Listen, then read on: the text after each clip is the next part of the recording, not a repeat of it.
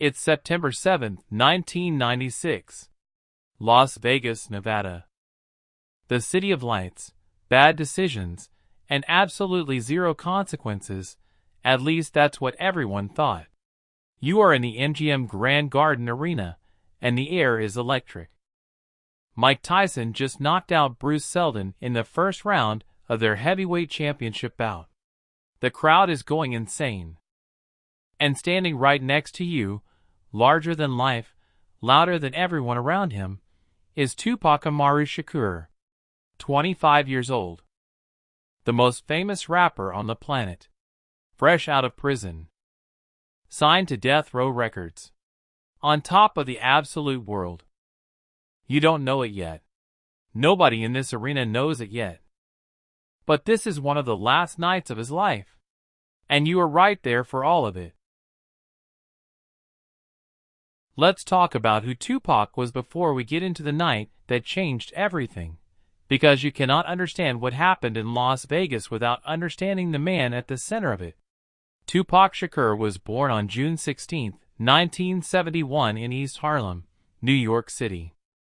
His mother, Afeni Shakur, was a Black Panther activist who was pregnant with him while on trial for conspiracy charges. She represented herself in court, won her case, and gave birth to Tupac 1 month later. From the very first day of his life, drama and survival were written into his DNA. He grew up poor, moving constantly between New York, Baltimore, and eventually Oakland, California. He was brilliant, genuinely, extraordinarily talented. He studied acting and ballet at the Baltimore School for the Arts. He could recite Shakespeare and write rap lyrics with equal precision. He was contradictory and complex and magnetic in a way that very few people ever are. By 1996, Tupac had already lived several lifetimes worth of chaos. He had been shot 5 times in a robbery outside a New York recording studio in 1994 and survived. He had been convicted of sexual assault and served 8 months in prison. He had been signed to Death Row Records by Suge Knight, who paid his bail, and in return got one of the most commercially successful artists in music history. His double album All Eyes on Me, released in February 1996, debuted at number 1 and sold over 5 million copies in its first year.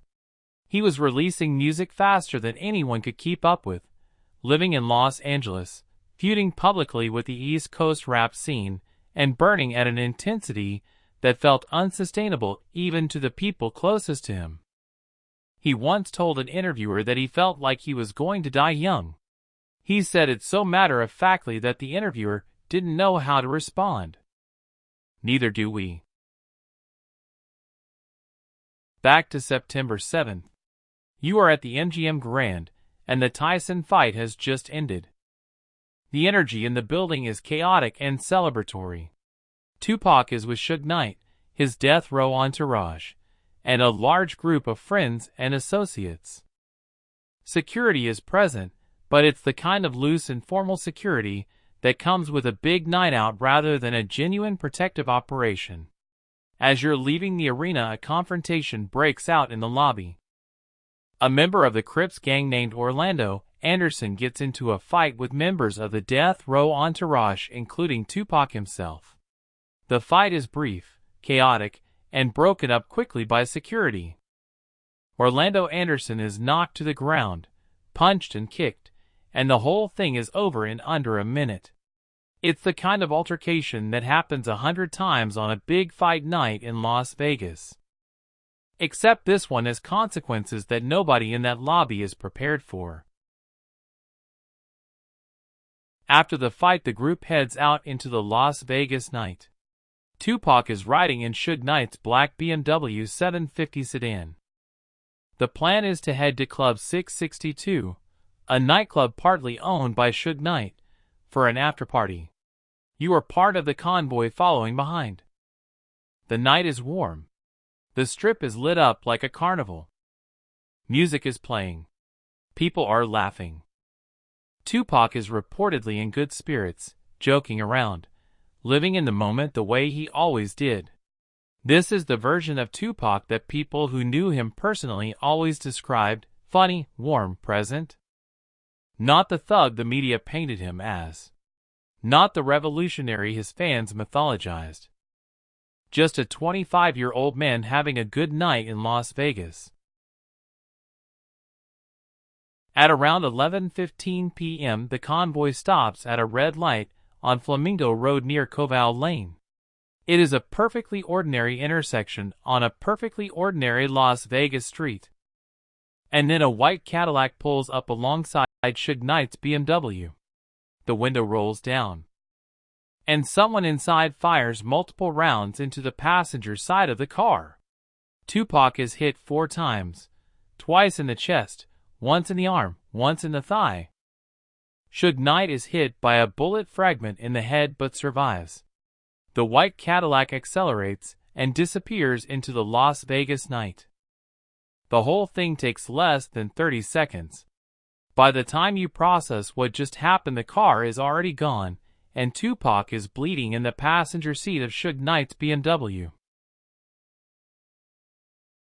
The response is immediate chaos. Suge Knight drives toward the hospital, but is stopped by police, who call an ambulance. Tupac is rushed to University Medical Center of Southern Nevada.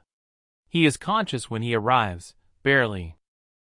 He undergoes emergency surgery. For the next 6 days, he fights for his life in the intensive care unit. There are moments where it seems like he might pull through. Tupac had survived being shot before. He was young and strong and had beaten the odds so many times that people around him genuinely believed he would do it again. His mother Afeni flies to Las Vegas and stays by his side. Friends and fellow artists gather outside the hospital. The world holds its breath. On September 13, 1996, at 4:03 in the afternoon, Tupac Amaru Shakur is pronounced dead. He is 25 years old. Now let's talk about what comes next, because this is where the story gets truly complicated. The investigation into Tupac's murder is one of the most frustrating, confusing, and controversial in American history. Nobody is ever charged. Nobody is ever convicted. And depending on who you ask, the reasons for that range from police incompetence to deliberate obstruction to full-blown conspiracy. Let's go through what we actually know. The white Cadillac was found abandoned and burned shortly after the shooting. Orlando Anderson, the man Tupac fought with at the MGM Grand just hours earlier, was investigated as a suspect. He denied any involvement. He was killed in an unrelated gang shooting in 1998 before charges could ever be filed. Las Vegas police interviewed over 300 witnesses. Almost none of them cooperated. The code of silence that governs gang-affiliated communities in America made the investigation nearly impossible from the start. Then there is the theory that has never fully gone away, that Suge Knight himself was involved.